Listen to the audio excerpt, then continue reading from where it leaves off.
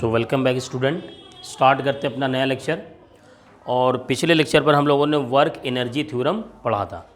याद रखिएगा कि वर्क एनर्जी थ्योरम में सिर्फ और सिर्फ काइनेटिक एनर्जी की बात होती है, पोटेंशियल एनर्जी का कोई भी डिस्कशन वहाँ पर नहीं हुआ था। अब सबसे पहले बात करते हैं कि पोटेंशियल एनर्जी होता क्या है ना, और किस तरीके से उसको कैलकुलेट करते हैं। तो समझने के लिए सबसे बेहतर होता है एग्जाम्पल, है ना।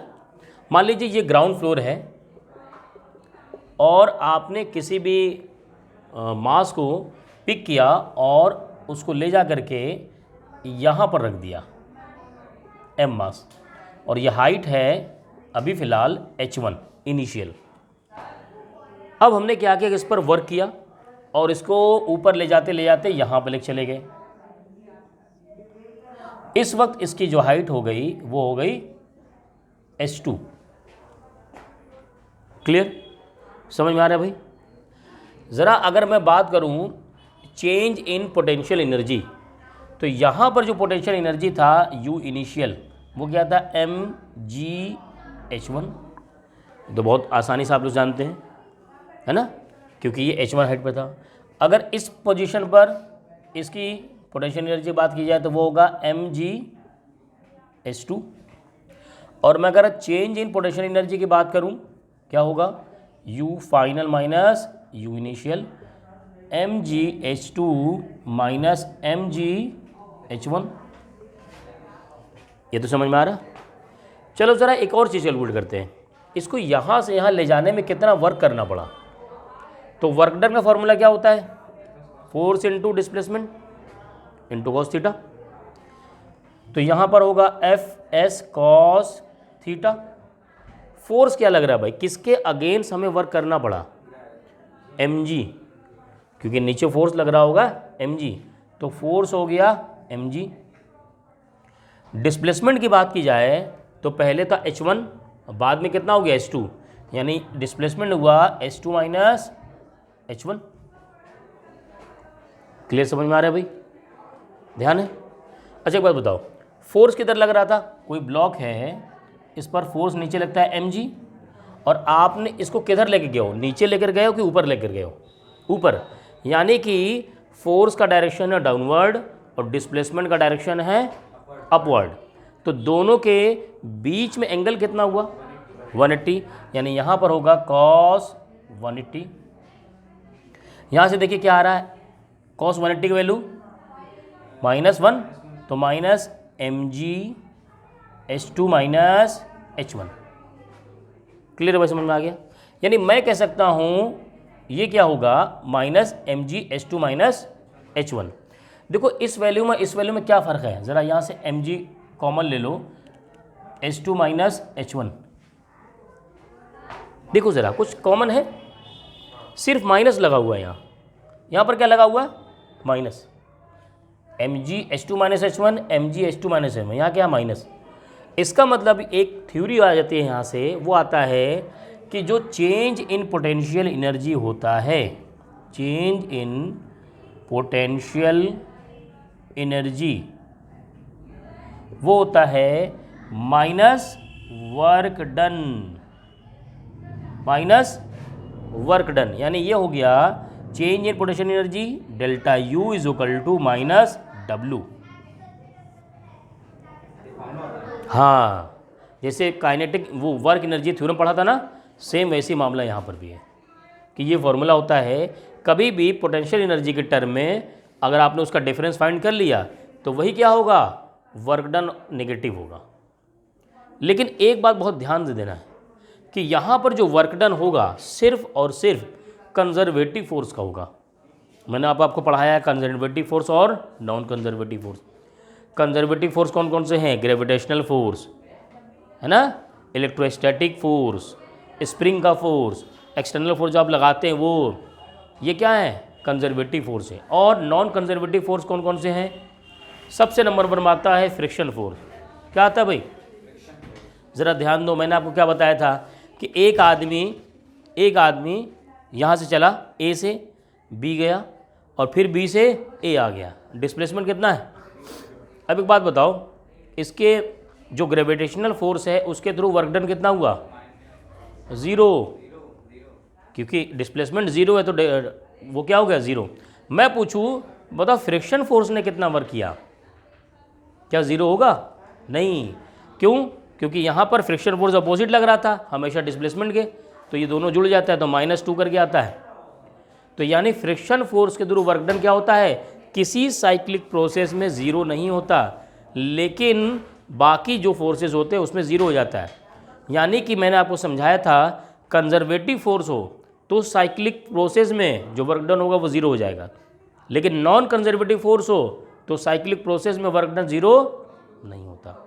तो कंजर्वेटिव फोर्स और नॉन कंजर्वेटिव फोर्स में डिफरेंस है, वही चीज़ यहाँ पर है। यानी ये जो वर्क डन है बाई कंजर्वेटिव फोर्स, क्लियर है भाई, समझ में आया। तो ये जो वर्क डन किसके थ्रू है, कंजर्वेटिव फोर्स के थ्रू, क्लियर। अब ज़रा इसका फॉर्मूला क्या होता है वेरिएबल के फॉर्म में भी देख लेते हैं। जैसे अभी हमने जो देखा delta U is equal to -WC, बहुत छोटा सा जो है यहाँ पर पोटेंशियल का डिफरेंस लिया गया है, जिसके लिए एक छोटा वर्क डन यहाँ पर करना पड़ा, है ना, या इसको ऐसे लिख दो dWC। तो यहाँ से इंटीग्रेशन डेल्टा U और ये हो जाएगा इंटीग्रेशन F। अच्छा वर्क डन क्या होता है F इंटू C, यानी ये हम लिख देंगे F इंटू DX। जब भी कभी हमें वेरिएबल के फॉर्म में आ जाए, जैसे फोर्स वेरिएबल है, कैसे F is equal to 4x, तो क्या होता है F x पर डिपेंड कर रहा है मैंने क्वेश्चन कई सारे वेरिएबल के लिए, उसके लिए ये फॉर्मूला यूज़ करेंगे। बस याद क्या रखना है, ये फोर्स कौन सा फोर्स होना चाहिए, कंजर्वेटिव, यानी ये होना चाहिए कंजर्वेटिव फोर्स।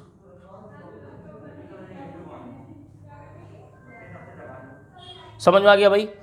अच्छा आप कह सकते हैं सर तो पोटेंशियल एनर्जी का डेफिनेशन क्या होता है।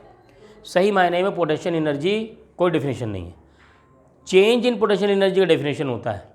हमेशा change in potential energy find किया जाता है, पोटेंशियल एनर्जी फाइंड ही नहीं किया जाता। क्लियर, समझ में आ गया। तो हमने इसीलिए क्या किया, यहाँ चेंज इन पोटेंशियल एनर्जी है, यहाँ चेंज इन पोटेंशियल एनर्जी है, डेल्टा लगा हुआ है, समझ गया ना। चलिए नोट कीजिए, अब न्यूमेरिकल लगाते हैं, फटाफट समझ में आएगा आपको।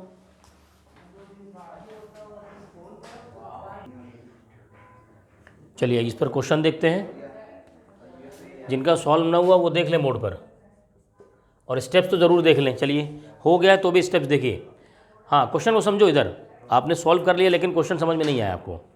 कह रहा है a vehicle of mass 15 quintal climbs of a hill 200 metre high it then moves in a level road with speed of 330 metre per second. इधर देखो भाई, calculate the potential energy gained it and its total mechanical energy while running on the top. देखो पहले वो यहीं कहाँ, यहाँ पर है, फिर वो ऊपर गया और यहाँ पर पहुँच गया, पहले यहाँ था फिर वो यहाँ पर पहुँच गया, और फिर वो क्या कर रहा है, ये आगे बढ़ रहा, और स्पीड क्या हो गई, बढ़ गई।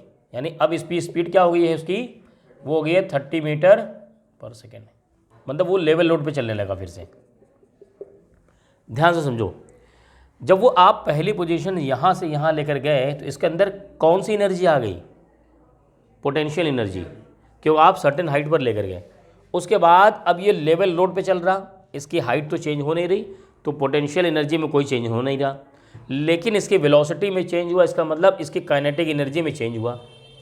तो जो टोटल मैकेनिकल एनर्जी वो पूछ रहा है वो होगा potential energy plus mechanical energy, क्या हो जाएगा, potential energy plus kinetic energy. तो काइनेटिक एनर्जी तो हाफ mv² से फाइंड कर लोगे, पोटेंशियल एनर्जी फाइंड करने के लिए वो थ्योरम लगाना पड़ेगा जो मैंने अभी बताया, वो होता है change in potential energy is equal to minus of work done by conservative force. तो चेंज इन पोटेंशियल एनर्जी होता है uf माइनस ui, और ये हो जाएगा minus f into S cos theta. यहाँ पर जब बॉडी है उस वक्त इसका पोटेंशियल एनर्जी है 0, और यहाँ पर जाने के बाद हमको पता करना है, यानी uf पता करना है, और ये है 0। बात करते हैं इसकी f की, तो इस बॉडी पर लगने वाला फोर्स है mg नीचे की तरफ, और मैं इसको डिस्प्लेस कर रहा हूँ ऊपर। देखो कॉन्सेप्ट सीखो, खाली क्वेश्चन सॉल्व करने ना बड़ा काम नहीं है, क्योंकि अगला फिर नहीं आएगा। कॉन्सेप्ट सीख गए ना तो अगले न्यूमेरिकल भी लगा लोगे। तो इसको डिस्प्लेस कर रहे हैं नीचे से ऊपर, और फोर्स लग रहा है नीचे, है ना। तो जो फोर्स है वो तो mg है, और डिस्प्लेसमेंट कितना है, हाइट h, ये हो गया h, और इनटू हम क्या कर रहे हैं, इसको डिस्प्लेस कर रहे हैं, तो फोर्स और डिस्प्लेसमेंट के बीच एंगल 180 है, तो यहाँ से हो जाएगा cos 180, वैल्यू रख देते हैं यहाँ से, तो माइनस m, ये है 1500, g 10 ले लेते हैं, h हाइट कितना ले गया भाई, 200 मीटर हाइट, इंटू -1, -1 मल्टीप्लाई करेगा हो जाएगा प्लस, और समथिंग इसकी वैल्यू आ जाएगी आपकी यूएफ की। अभी फाइनल आंसर नहीं आया। अब उसने कहा कि मुझे टोटल मैकेनिकल एनर्जी बताइए, तो आपको क्या निकालना पड़ेगा, काइनेटिक एनर्जी, वो होगा हाफ mv², हाफ 1500 इंटू 30 का स्क्वायर, समथिंग कैलकुलेट करेंगे आ जाएगा। अब यही वैल्यू क्या रखिए, इसमें रखिए, और यूएफ इसमें रख दीजिए, आ जाएगा आंसर। क्लियर, समझ में आया। तो सिचुएशन देखना है कि वो किस तरीके से मूवमेंट में लेके जा रहा है। वो पहले नीचे से ऊपर ले गया तो पोटेंशियल एनर्जी बदल गया, और फिर जब हॉरिजॉन्टल ही चला रहा है तो काइनेटिक एनर्जी चेंज हुआ। ठीक है, चलिए अगर आपने इसको सीख लिया कॉन्सेप्ट तो अप्लाई करिए इसमें क्वेश्चन सेकंड में, देखिए लगा पाते हैं आप लोग। चलो आपने इसको ट्राई कर लिया, मैं बता रहा हूँ कॉन्सेप्ट सीखो, देखो ध्यान देना है। क्वेश्चन क्या कर रहा है, उसकी सिचुएशन पे जाओ। क्या कह रहा है, calculate the velocity of bob of a simple pendulum at its mean position if it is able to rise to a vertical height of 10 centimetre. देखो ज़रा, मान लो ये आपके घर की छत है और आपने एक पेंडुलम यहाँ बना दिया, ये इस तरीके से मूव कर रहा। तो जब ये हो गया इसका मीन पोजीशन, मान लो ये ए है, ये इधर जा रहा हो सबसे ऊपर, यहाँ पर ये पहुँच पा रहा, ये है यहाँ से यहाँ तक जा रहा। एक बात हो, क्या कह रहा है, calculate the velocity of bob of a simple pendulum at its mean position. यहाँ पर इसकी वेलोसिटी फाइंड करना है if it is able to rise to a vertical height of 10 centimetre. एक बात बताओ, ये बॉब मान लो तुम यहाँ रखे हो इसको, यहाँ पर तुमने छोड़ा यहाँ से, तो ये यहाँ पहुँचा, फिर ये आगे भी जाएगा। कब जाएगा, जब इसके पास एनर्जी होगी इसके पास। और कोई चीज़ जब इसके पास एनर्जी है तो ये धीरे धीरे धीरे क्या होगा, इसकी वेलोसिटी डिक्रीज होती जाएगी ना। और यहाँ पर वेलोसिटी कितनी हो जाएगी, हाँ वेलोसिटी 0 हो गया भाई, तभी तो वापस आएगा। फिर पहले जाएगा, रुकेगा, 0 हुआ, चला आया, ये तो करता है। तो यहाँ वेलोसिटी मैक्सिमम, और चलते चलते चलते चलते कितना हो गया, 0। यहाँ काइनेटिक एनर्जी कितना हुआ, ओए होए, हाँ ये चाचा कह रहे हैं मैक्सिमम, V 0 है तो काइनेटिक एनर्जी मैक्सिमम हो जाएगा। मतलब आदमी जेब में पैसा नहीं है, कहो बहुत अमीर है ना, बेचारे के पास वेलोसिटी है नहीं और को काइनेटिक एनर्जी उसमें मैक्सिमम है, ख्वाब दिखा रहे हो बेचारे को। तो यहाँ काइनेटिक एनर्जी क्या है, 0 है। यहाँ काइनेटिक एनर्जी है, मैक्सिमम है, वेलोसिटी ही तो मैक्सिमम होगी।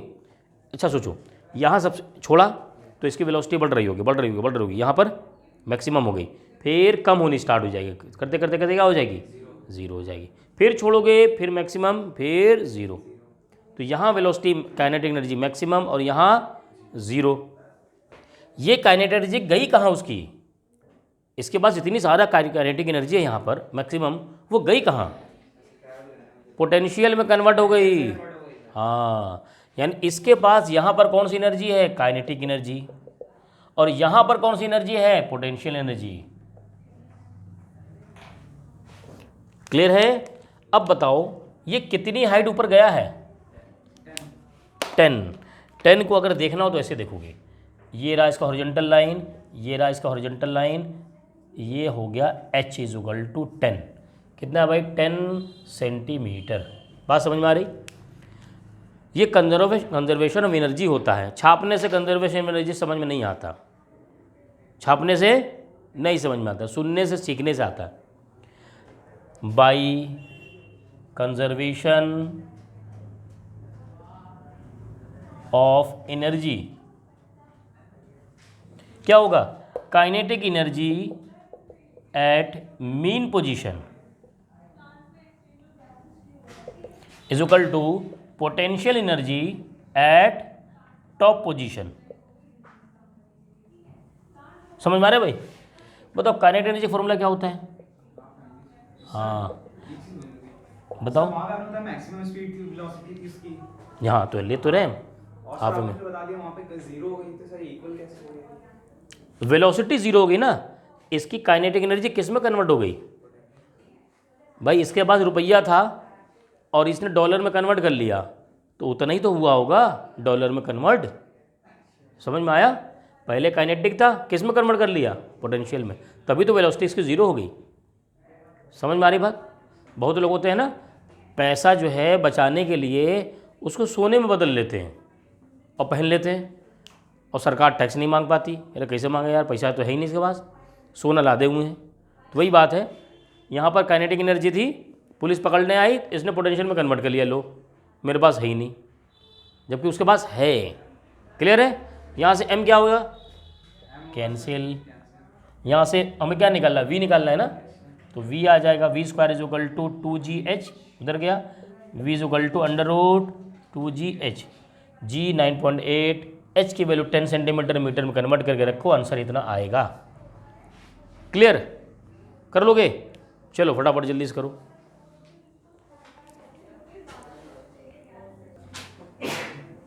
चलिए एक और बेहतरीन क्वेश्चन है, ध्यान देना। तुम लोग कॉन्सेप्ट नहीं सीख रहे हो, जब तक इसका कॉन्सेप्ट नहीं सीखोगे डायग्राम बना करके आगे नए न्यूमेरिकल नहीं लगा पाओगे। क्या कह रहा है? A girl of mass 40 kg sits on a swing formed by a rope of 6 metre length, a person pulls the swing to a side so that the rope makes an angle of 60 degree with the vertical. देखो हुआ क्या है, ये रहा छत, यहाँ से तुमने एक रोप बना दिया और ये लड़की बैठी हुई है, ठीक है। फिलहाल ये कह रहा है कि ये जो लड़की है इसका मास है 40 kg, अब पेन मत चलाना, ध्यान देना खाली, और जो रोप है इसकी लेंथ ये L है, और ये L आपको गिवन है 6 metre. A person pulls the swing to a side so that rope makes an angle 60 degree. भाई इसका मोशन कैसे हो सकता है? बस यही तो होगा सर्कुलर में। तो आपने इसको खींचा लड़की को, आप उसको यहाँ लेकर चले गए, जब आप यहाँ लेकर गए तो ये रोप तो वही है ना, लेंथ L की, लेकिन कह रहा है कि वर्टिकल के साथ अब इसने 60 डिग्री एंगल बना दिया, ठीक। अब कह रहा है कि what is the gain in potential energy by the girl of the girl, यानी इसको जब आप यहाँ से यहाँ लेके जाएंगे तो इसके अंदर पोटेंशियल एनर्जी का गेन कितना होगा। देखो गेन का मतलब कहीं ना कहीं आप उसके हाइट में चेंज कर रहे होगे, पोटेंशियल एनर्जी की बात हो रही है। तो इसका हॉरिजॉन्टल की लाइन देखो, वो इस बेस पे था, इसकी हॉरिजॉन्टल की लाइन हो ये हो गई, दिख रहा भाई सबको, ये हॉरिजॉन्टल लाइन हो गई इसकी। तो हाइट में डिफरेंस कितना आया, ये रहा हाइट में डिफरेंस h, ठीक है। इसका मतलब आपको ये h चाहिए, h, मैं इसको O कहता हूँ, इसको पॉइंट को A कहता हूँ, इस पॉइंट को B कह देता हूँ, इस पॉइंट को C। देखो क्या तुम्हें H पता है? नहीं, तुम्हें लेकिन L पता है। तो H फाइंड करने के लिए अगर तुम ये निकाल लो OA, तो L में से माइनस कर देना, H आ जाएगा। अब OA फाइंड करने के लिए ज़रा इस ट्रायंगल में देखो, क्या ये L है? तो ये भी तो L ही है, रोप की लेंथ। ट्रायंगल तुम्हारे सामने है, तुम्हें ये वैल्यू पता करनी है, ये पता है, एंगल पता है। तो एंगल के सामने होता परपेंडिकुलर, ये हो गया हाइपोटेन्यूस और ये हो गया बेस, तो बेस उसमें आना चाहिए, तो लगा दो cos 60 base OA upon hypotenuse OB, यहाँ से OA आ जाएगा, यहाँ से OB cos 60, OB कितना है भाई? L मतलब 6 और cos 60 1/2, यानी OA हमारे पास आ गया है 3। अब ये आगे OA 3 आ गया, तो अब आपको अगर AC निकालना हो यानी H, तो ये हो जाएगा टोटल लेंथ L - 3, L है 6 - 3 3 मीटर। एक बार अगर हाइट आ गई तो क्या पोटेंशियल एनर्जी पता कर लेंगे, सिंपल लॉजिक हो जाता है। फिर mgh लगा दीजिए, आ गया। समझ गए भाई सब लोग, कोई दिक्कत नहीं अपना। चलो नोट करो जल्दी से और सॉल्व करो अपने से खुद से इसको आगे।